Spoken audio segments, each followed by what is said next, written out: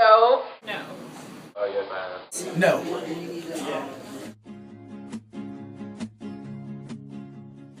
It's kind of unsafe, and I'm a little scared. Because I haven't heard of it. It's a bad look. If more people use it, I'd use it. I didn't know it existed. We just don't have experience with it enough, so we don't use it as much, or we're not exposed to it. And I also don't know where the stops are. Yes. Probably, I guess so. Probably if I need to go to the mall or somewhere. Yeah.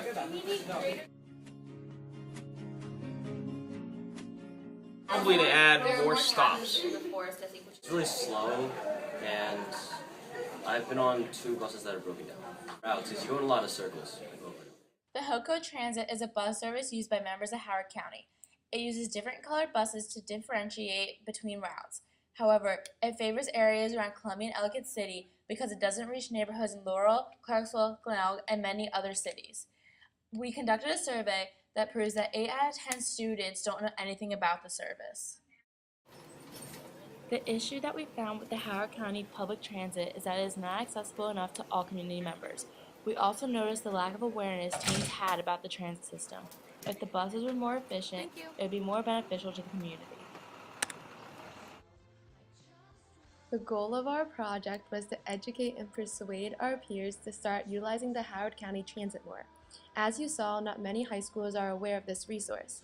Our group made it our mission to make the buses more accessible to teenagers around the county and to show our peers that they could rely on it.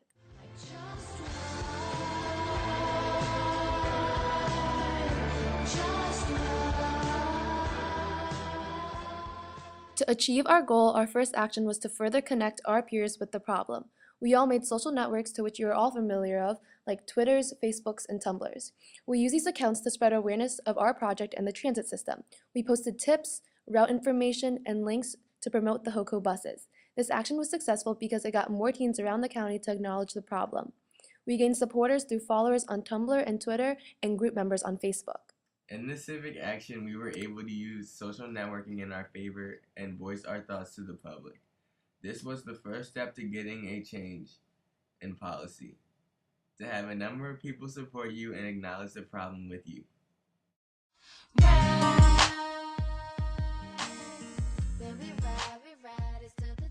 To experience the bus service firsthand, we used the buses all day to get us to destinations that we chose prior to our trip. Doing this, we could evaluate the bus's efficiency, and it forced us to understand the limited stops and complicated routes. To start our day, we all had to meet at a bus stop near Atholton because it was the closest accessible stop for all of us, which was an additional 5-minute car from our homes. This shows the limited accessibility from our neighborhoods. We got to the stop 2 minutes late thinking that we missed the bus, but it was the bus that happened to be running late, because it did not come until 10 minutes after its specified arrival time. When we got on the bus, fare was only $1 with a student ID, but the bus was empty.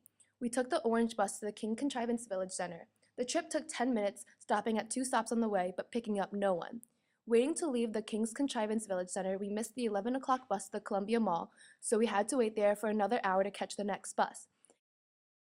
At noon, 2 buses arrived at the Village Center, both of their routes leading to the mall. This is very inefficient because they could have came in 30-minute intervals. Going to the mall, our bus stopped at 8 stops, making our trip to the mall last 52 minutes. This is a ride that could have been a quick 5 minutes. This action was necessary because without having this experience, it's almost impossible to effectively educate our peers on the system.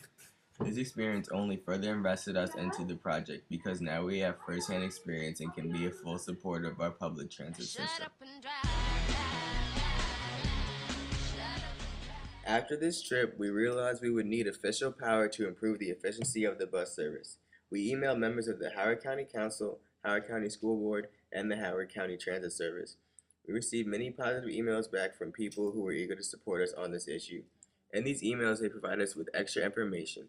We were connected with the Howard County Transportation Department and were updated about the council's plans to make further improvement to the transit system. We were even offered the opportunity to be linked to more schools around the county so we would be able to educate students not just in our schools. Through this action, we were really pleased to learn that there are government officials who are connected to us citizens and try to support them.